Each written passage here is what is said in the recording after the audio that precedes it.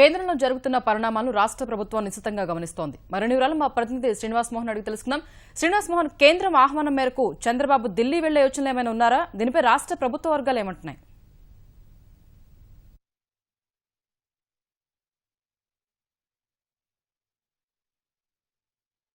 కొద్దిసేపటి క్రితం ముఖ్యమంత్రి చంద్రబాబు నాయుడుకి అంటే కేంద్ర ప్రభుత్వం నుంచి కూడా ఫోను రావడం జరిగింది. అయితే కేంద్ర ప్రభుత్వం ఈ ప్రత్యేక ప్యాకేజీ విషయంలో స్పష్టమైనటువంటి సమాచారం నిర్దిష్టమైనటువంటి ముసాయిదా రూపంలో వచ్చిన తర్వాతే ఇక్కడ నుంచి ఢిల్లీ వెళ్లాలని చెప్పి ముఖ్యమంత్రి నిర్ణయించుకున్నట్లుగా తెలుస్తోంది. ఇదే విషయాన్ని ముఖ్యమంత్రి కార్యాలయ వర్గాల ద్వారా కూడా సమాచారం అందుతోంది.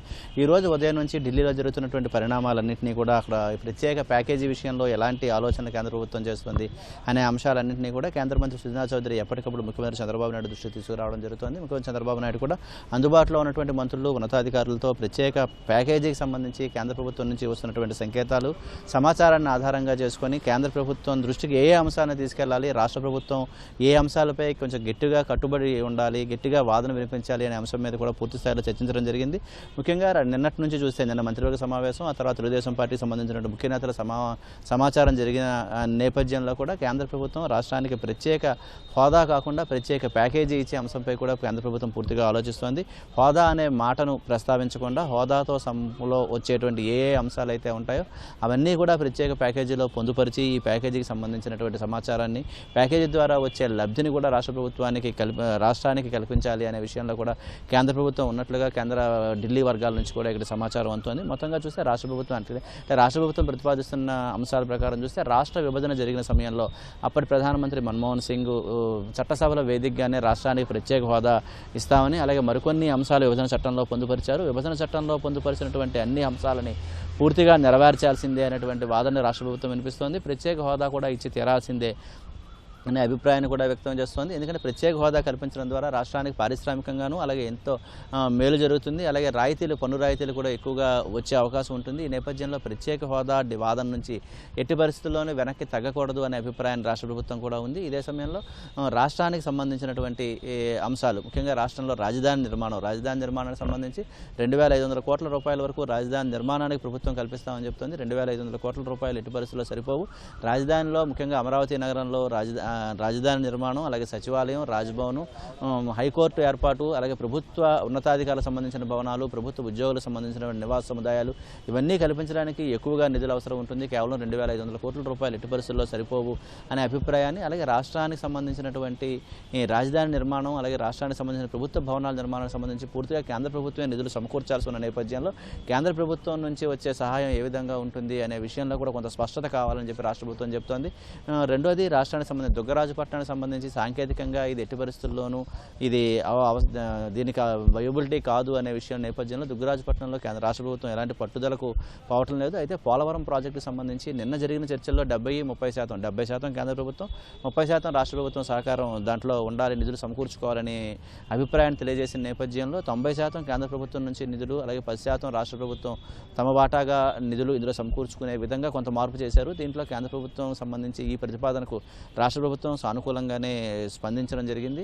మరోవైపు పారిశ్రామిక రాయితీలకు సంబంధించి పరిశ్రమలు స్థాపించిన తరువాత వాళ్ళకు ఉండేటువంటి ఆదాయ సంబంధించిన నిర్వహణలు, అలాగే ఆదాయ పన్ను ఈ అంశాలను పరిగణలోకి తీసుకొని కేంద్ర ప్రభుత్వం రాయితీ ప్రకటిస్తే దానివల్ల ఎలాంటి ఉపయోగం ఉండదు. పరిశ్రమలు స్థాపించేందుకు నవ్యాంధ్రప్రదేశ్కు వచ్చే వాళ్ళకి రాయితీలు ఇవ్వడం ద్వారానే ఎంతో మేలు జరుగుతుంది. పరిశ్రమల స్థాపన అనంతరం ఇచ్చే రైతుల కన్నా ప్రోత్సాహకాలు పరిశ్రమల స్థాపనకు ముందే ఉండాలి. ఇది ఏ విధంగా ఉంటుంది అనే అంశం మీద కూడా కేంద్ర ప్రభుత్వం ఒక స్పష్టమైనటువంటి అభిప్రాయం తెలియజేయాలని చెప్పి రాష్ట్ర ప్రభుత్వం కోరుతోంది.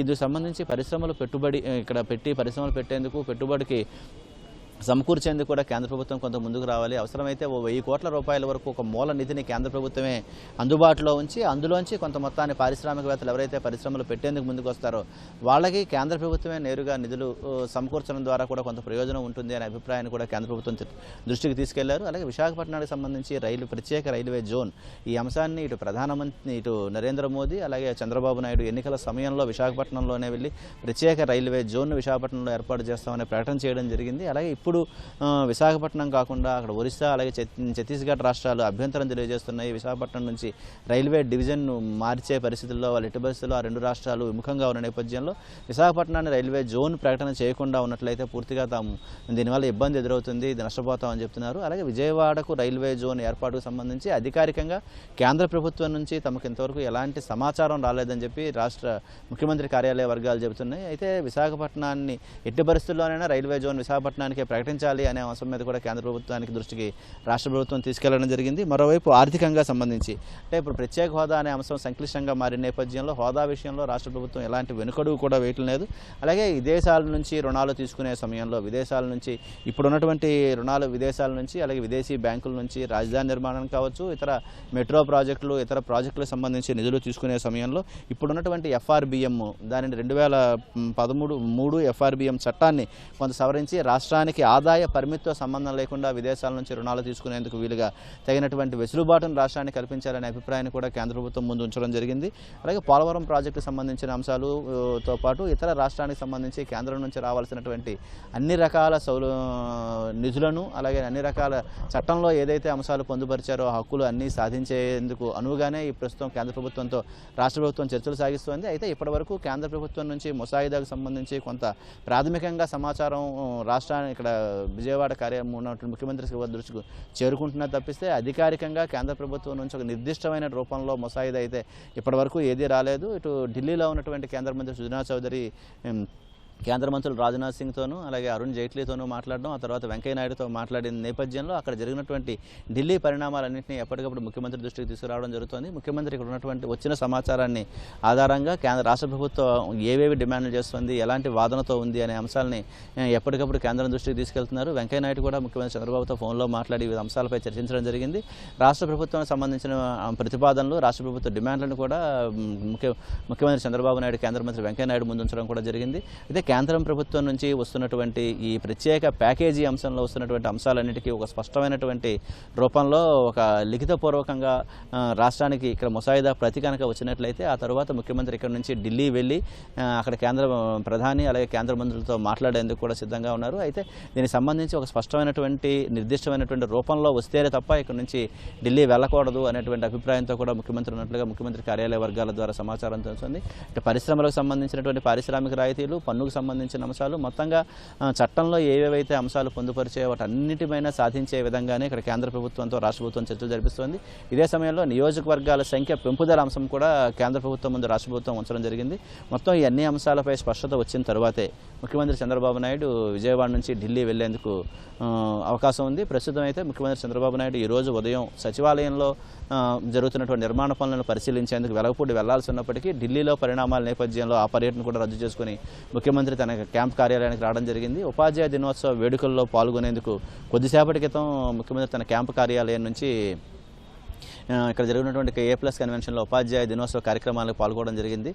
తప్పిస్తే మళ్ళీ ఈ సీఎంఓ కార్యాలయానికి వచ్చిన తర్వాత ఇక్కడే పూర్తిగా దీనికి సంబంధించిన చర్చలు జరుపుతారు. ఇది ఇక్కడ ఉన్నటువంటి తాజా పరిస్థితి. Over to studio.